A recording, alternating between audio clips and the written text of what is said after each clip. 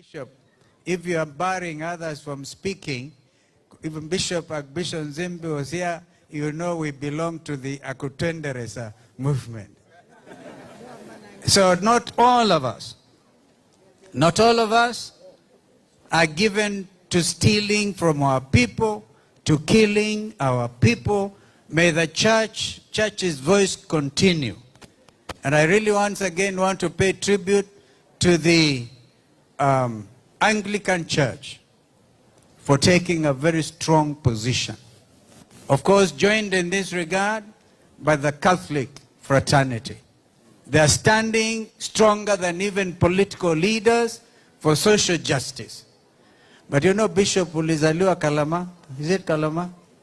Boni, na ukaenda Kalama Primary School. Kalama. I mean, coming from Nairobi this morning, I was able to look at the Iveti Hills. What a beauty. Governor Wavinya and Senator Kavindu and Mheshimiwa Kamene, you know, the Machakos girls, all right? You people don't know how beautiful Machakos is. That is why the colonial masters at the time chose Machakos as the first capital of Kenya before moving to Nairobi, because Nairobi then there wasn't enough water here. You have said in your charge in this program, prayed for environmental protection, that people are not going to ruin our forests, because if they ruin our forests, they are ruining the future of our children. Those little girls you have been honored to just inspect the guard of honor. And I must conclude by saying that these are momentous times. We are going to stand for the truth. It doesn't come easy. We will not allow under Constitution 2010 any interference negatively with the church, because every Kenyan has the right, the freedom of worship. Even if you worship under the tree, you are granted that constitutional right. Of course, these rights also come with obligations. We know that. But now, human rights, the right for all. Kenya is also sleep hungry. And we are going to move very, very solidly. Anduma Masaku, God willing, will be here on the 20th. On the 30th, I beg your pardon.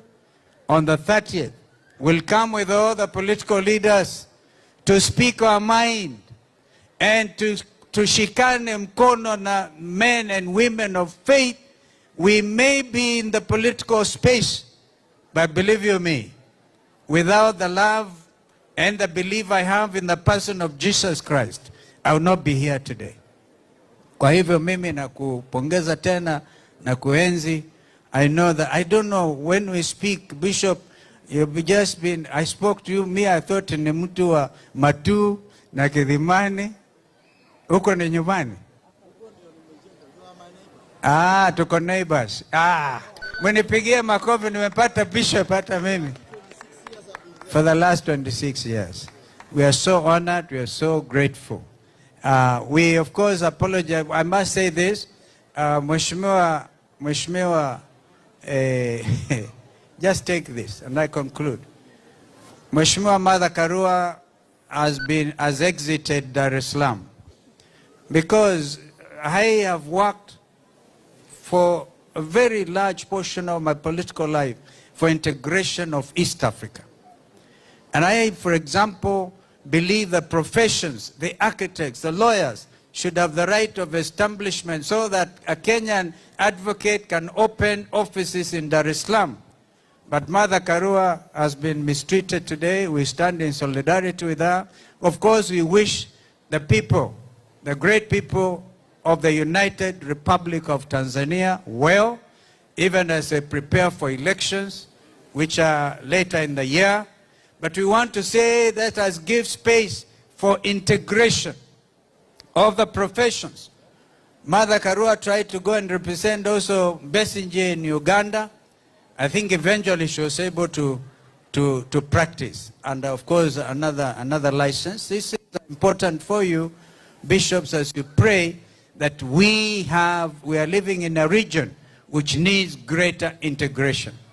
We know that governors, and I'm happy Governor Avinya has been openly acknowledged by Bishop of Mount Kenya South. By the way, Bishop, I never told you, the late Bishop Njuguna was my roommate at the University of Nairobi. So, and he's the one who celebrated my wedding because he knew me. So we have that linkage with Mount Kenya South people. But you know,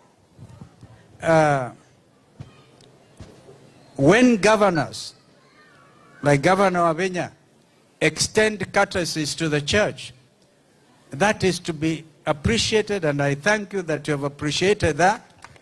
But you know the others who now say, because I'm sure they have a vote that they can work with the church in that regard.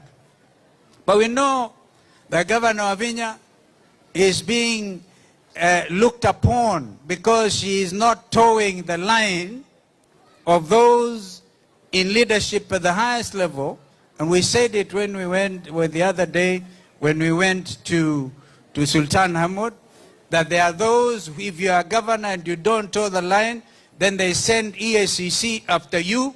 Now please, Anti-Corruption Commission should never be weaponized against people who are exercising their right of freedom and association.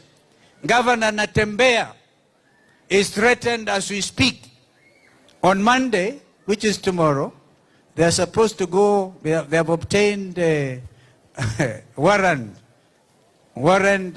warrants to go and search his house.